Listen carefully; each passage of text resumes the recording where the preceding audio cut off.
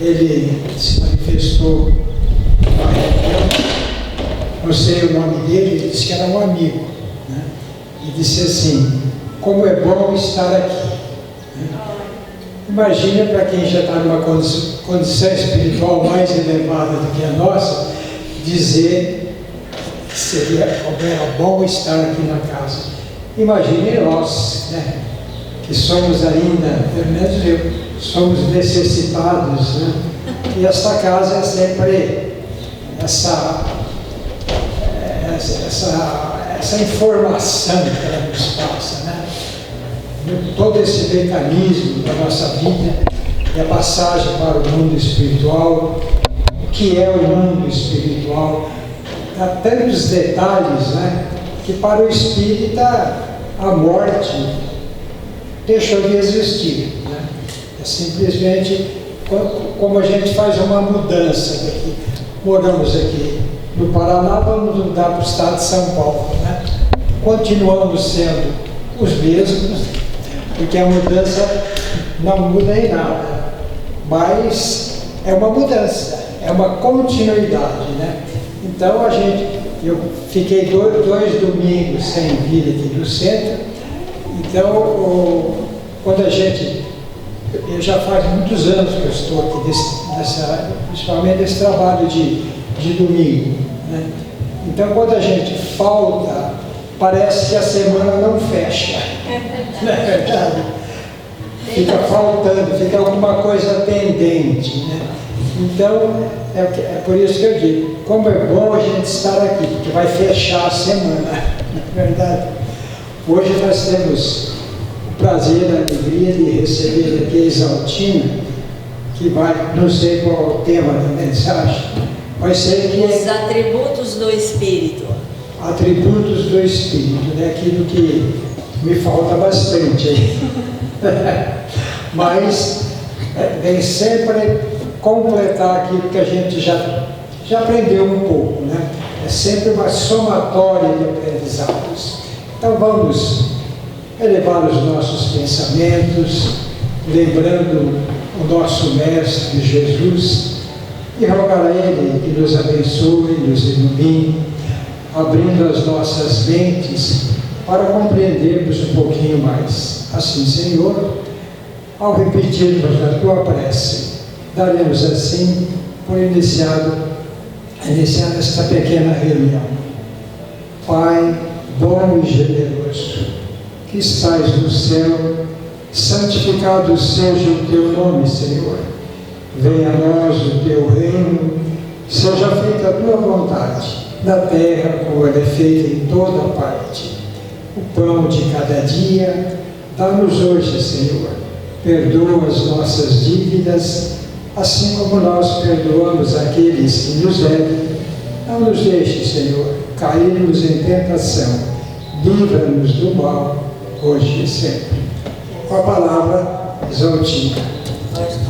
Bom dia. Bom dia. Sejam bem-vindos a esse nosso encontro. E como eu disse a ele, a lição de hoje é os atributos do Espírito. Quais são os atributos do Espírito? Aquilo que nós temos que desenvolver. Os atributos do Espírito são inteligência, consciência, vontade e pensamento. Não é tudo isso que a gente vem fazer isso crescer? Claro que é. Tá?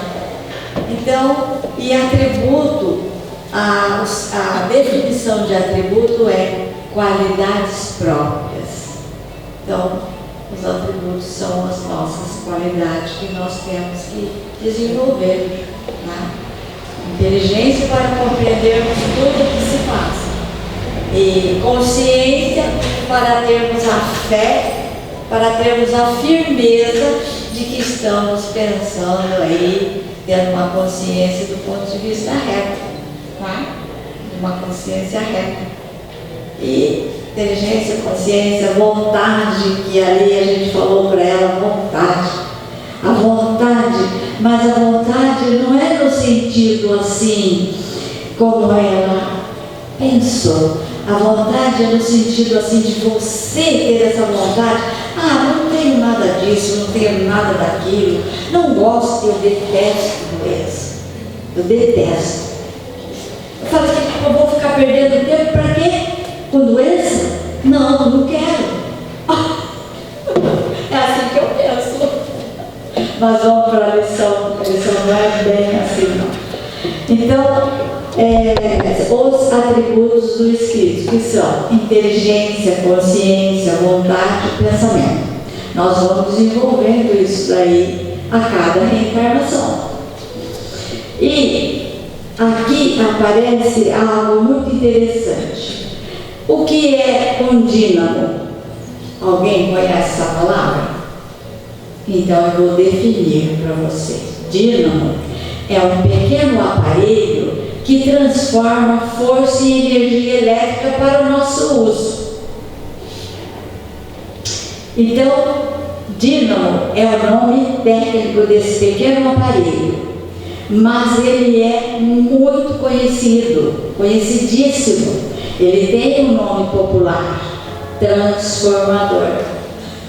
Agora eu acho que alguém conhece. Aquele que quando estoura lá, acaba a energia. Não tem energia, até que a empresa vai lá e troca aquele transformador, aquele dínamo.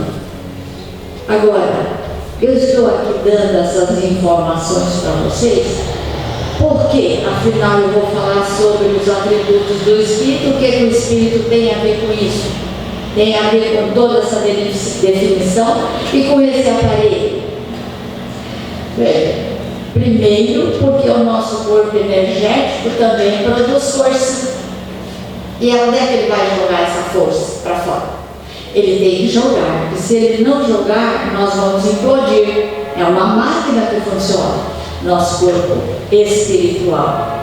É como se tivesse alguns botões que a gente clicasse com inteligência, consciência, vontade, pensamento.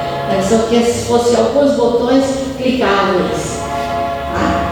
Então, porque na realidade esse dínamo, segundo várias, inclusive nesses textos que eu pesquisei, aliás eu pesquisei 3 textos, um texto do professor Eurípides Barçanufo, o outro texto do Leon Denis e o outro texto de Emmanuel. O texto do Eurípides e do Leon Denis estão naquele livro Pelos Caminhos do Entendimento do Espírito. Muita gente não gosta muito daqueles 2 que psicografou, mas tudo o que eles disseram está também dito pelo Emmanuel. E está dentro, a noção, as definições estão dentro da doutrina espírita. Então, não tem que errar, né? Então, como eu estava dizendo, esse dínamo, nós, nesse corpo energético, nós também produzimos força. Produzimos força. Então, o dínamo transforma as forças que estão nas produtoras de energia, tipo aquelas que são da água, as eólicas e as placas de captação solar, são as produtoras de força, de energia, vamos assim dizer, né? Energia. As hidras, as eólicas e as placas de captação solar. Então, essa energia, quando todas as fontes, elas não produzem força, como foi dito ali, própria para o nosso uso. Tem que passar pelo dínamo, ou seja, pelo transformador, para que ela transforme essa força em energia elétrica para o nosso uso. Então, como esse corpo energético aqui também produz força, ele vai ter que jogar para fora essa força, mas transformada, não força assim. Ele vai ter que transformar essa força em energia para jogar para fora. Então, por isso, o nosso campo mental é um dínamo, que até está escrito aqui, ó. Campo mental. é um grande dínamo a transformar a força em energia.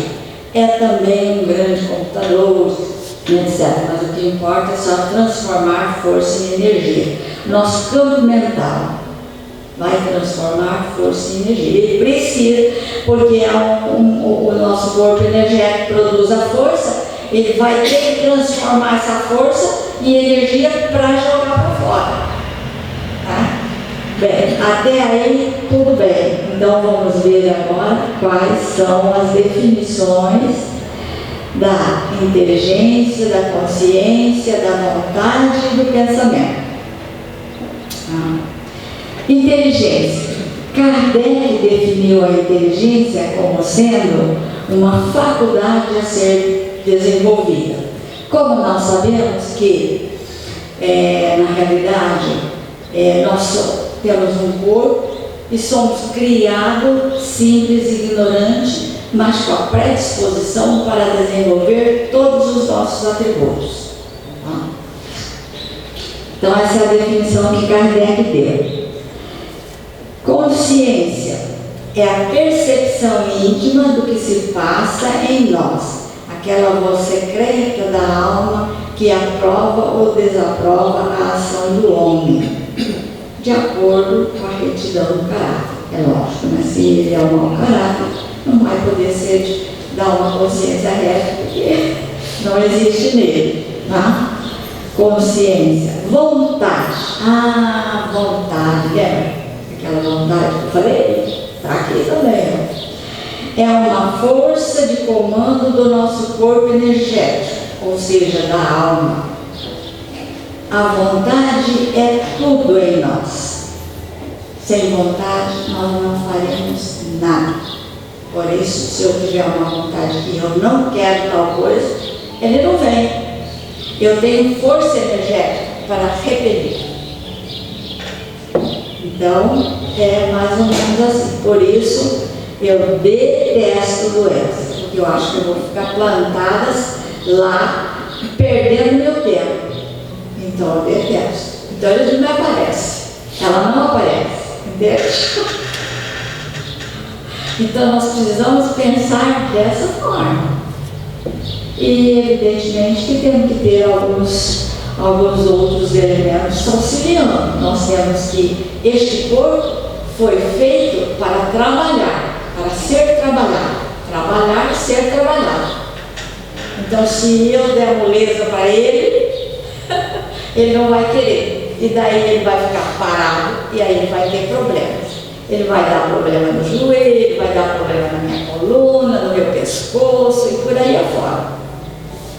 Só que essa concepção, ela tem que ser muito verdadeira em nós, porque senão não vai acontecer. Tem que ser uma verdade profunda, uma vontade profunda. É o comando da nossa vida, e não é só no campo físico aqui não. Quando nós saímos para a espiritualidade também. Pois bem, então eis aí, vamos assim dizer, a vontade. O campo mental é um grande dínamo a transformar força em energia. O campo mental. Então, vamos lá. Então, por essa razão que nós estamos vendo aqui, o campo mental como fica.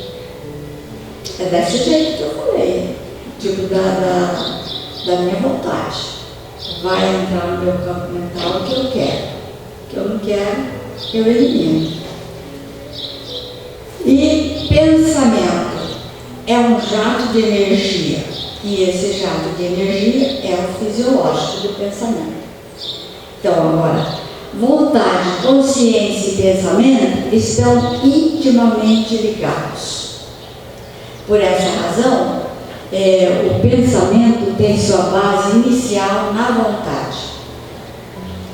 Então, esses três elementos aí, dentro da máquina, a máquina trabalha impulsionando aí essa força da minha vontade, que vontade, consciência e pensamento estão intimamente ligados, então os três estão juntos, né? Então a máquina trabalha impulsionando para alcançar o campo mental. E quando alcança o campo mental, como o campo mental é ondino, né? Então ele vai ter uma alta frequência de rotatividade, transformando toda essa força em energia. Aí, após transformar em energia, o campo mental joga para fora um jato de energia. Esse jato de energia é o que nós chamamos de pensamento. Esse jato de energia é o fisiológico do pensamento. Então, como nós vimos aí, eu pesquisei 3 textos, como eu já havia dito. Tá?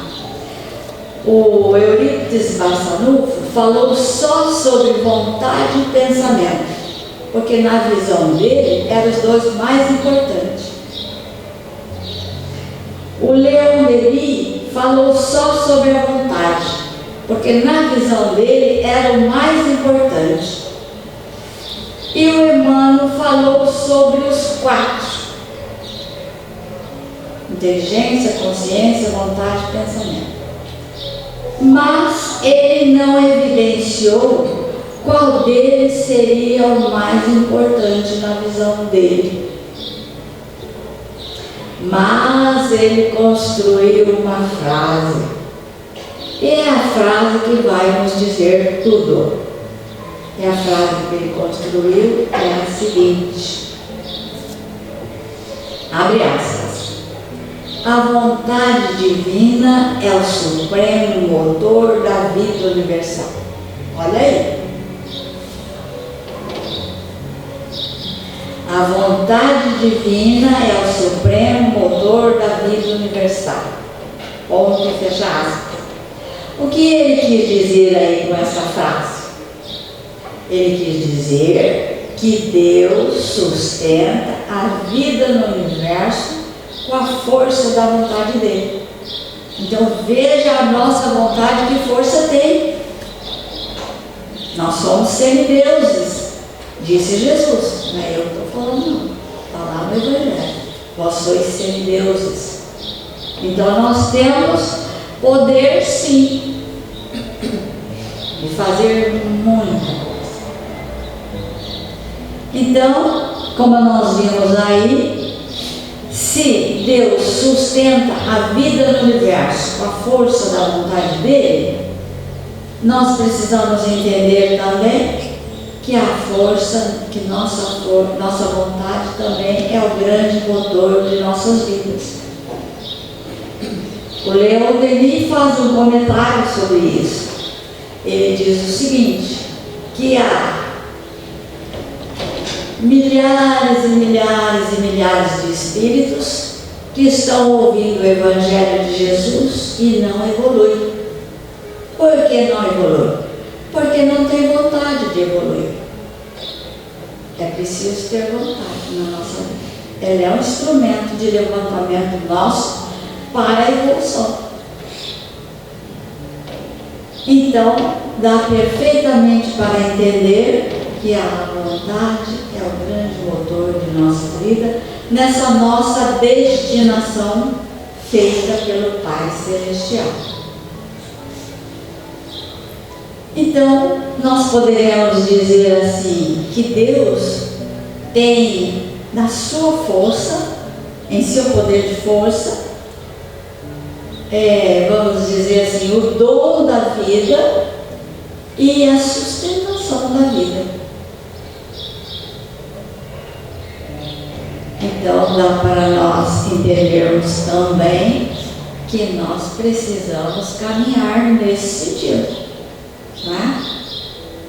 Caso contrário, nós ficaremos patinando.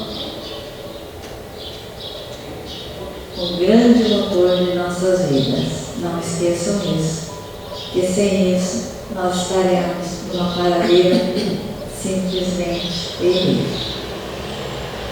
Então nós sabemos sim que nós precisamos esses milhares e milhares que estão ouvindo o Evangelho de Jesus e não evoluem, por que será? Qual é a dinâmica que os atrapalha? Porque na realidade, se nós analisarmos aí o Evangelho de Jesus, o Evangelho segundo Jesus, o Evangelho segundo o Espiritismo, por que eu digo o Evangelho segundo Jesus? Porque na realidade Jesus é um legislador. Quem elaborou a lei foi Deus. Então Deus elaborou e deu nas mãos dele para ele legislar para nós. Por isso ele é o nosso mestre, modelo e guia. Então, nós sabemos sim que nós vamos precisar, então, esses milhares que realmente ouve e não evolui, ele precisa realmente compreender tudo isso. E mais do que isso, ele também precisa ter muita vontade, e eles ficam ouvindo e não evoluem, porque na realidade, para nós sairmos de um estacionamento, digamos que estamos estacionados ouvindo aí há milênios, nós precisamos de tomar uma atitude com vontade para evoluir. E nós, naturalmente, sabemos que nós vamos enfrentar todas as dificuldades da vida para expurgar tudo aquilo que nós temos. Nós não podemos alcançar um patamar de evolução tal como a de Jesus sem expurgar tudo aquilo que nós tivemos de pensamento, de atitudes, de comportamento que estão contrariando a lei. Nós não podemos dever nada para a lei. Jesus realmente fez ali uma exemplificação do sofrimento dele, mostrando como é que nós vamos expurgar de tudo aquilo que nós adquirimos durante a nossa caminhada, contrariando a lei. Nós precisamos cumprir a lei à risca, não podemos dever nada. O Chico também, eu costumo ver o Chico, ver o exemplo do Chico. Quanto que o Chico passava, cada uma terrível, e ele não se alterava. Ele não alterava em sentimento, em pensamento, de contrariedade à lei, e contrariedade também a alguém, porque às vezes alguém fala alguma coisa para a gente, às vezes a gente não responde, mas pensa, tem aquele sentimento de contrariedade, por que aquele fulano disse aquilo para você? Então eu não posso ter nenhuma reação que contrarie a lei, que desagrade o meu irmão.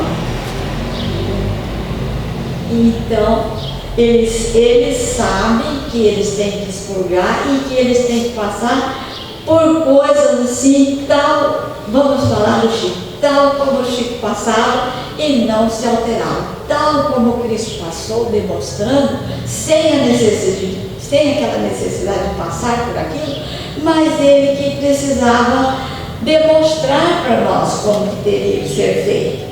Tudo aquilo que fizeram para ele, eu costumo sempre pensar da seguinte forma, tem uma lição daquele, um livro aí que agora não me lembro o nome, que ele fala assim: Pai, passa-me dessa hora, mas imediatamente ele se lembra que para aquilo ele tinha vindo, então ele não podia pedir nada, ele tinha que aceitar e caminhar. Então é isso aí que às vezes, vamos assim dizer, atrasa o nosso progresso moral, porque a gente não tem coragem de enfrentar todos aquilo que você tem que expurgar fora. Essa é a grande realidade da nossa vida.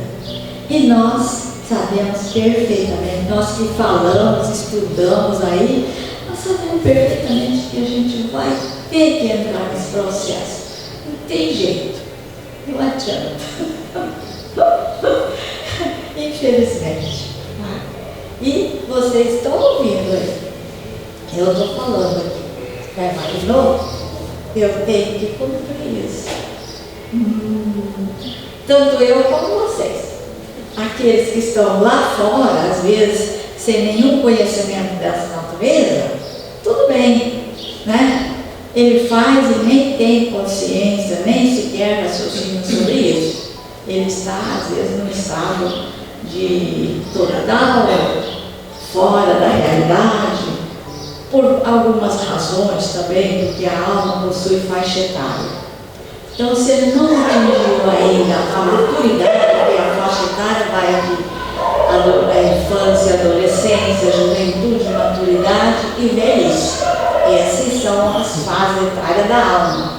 Se ele estiver aí na infância, adolescência, ou estiver na juventude, ele não vai entender mesmo. Então, por isso que, por parte daqueles que estão entendendo, é preciso ter muita paciência para que ele possa, então, ter esse estado, passar por esse estágio de expurgação, sem se preocupar, sei lá, sem se ficar nervoso ou qualquer coisa assim.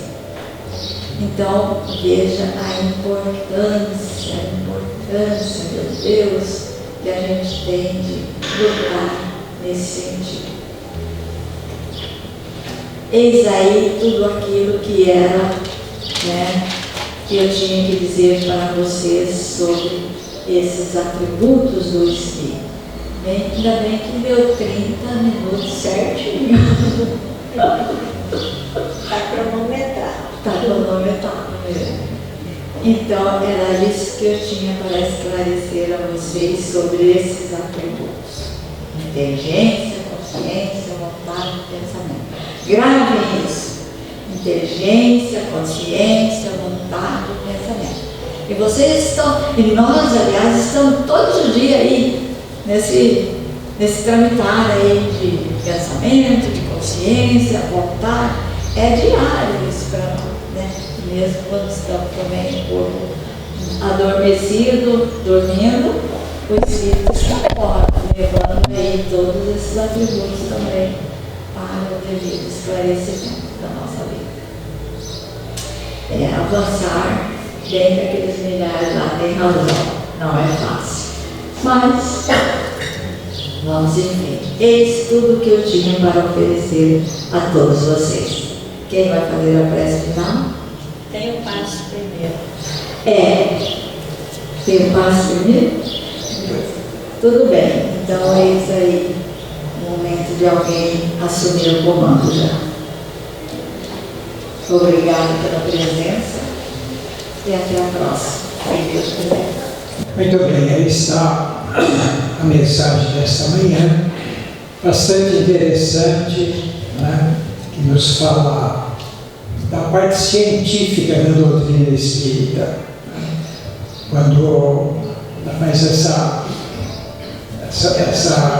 demonstração do Dino, me fez lembrar quando eu era menino, que não faz muito tempo, né, eu tinha uma bicicleta, né, e às vezes queria sair à noite e a bicicleta não tinha farol, né? Daí eu acabei comprando o farol e um dínamo. Então o dínamo era colocado perto da roda e na cabeça do dínamo girava, né? Então a gente encostava no pneu, começava a girar e produzir energia para acender o farol. Entendeu? Essa coisa era antiga, mas o princípio é sempre o mesmo, né? Então, e também a gente, muitas pessoas dizem assim, eu gosto tanto da doutrina espírita, né? Mas não sei, não vou. Então o que falta nessas pessoas? Falta vontade, não é isso? Aceita, mas falta vontade de vir ao centro. Não só essas pessoas, muitas vezes a gente mesmo, tem dia que falta vontade de vir, né? Então a gente arruma um monte de desculpa, não é isso?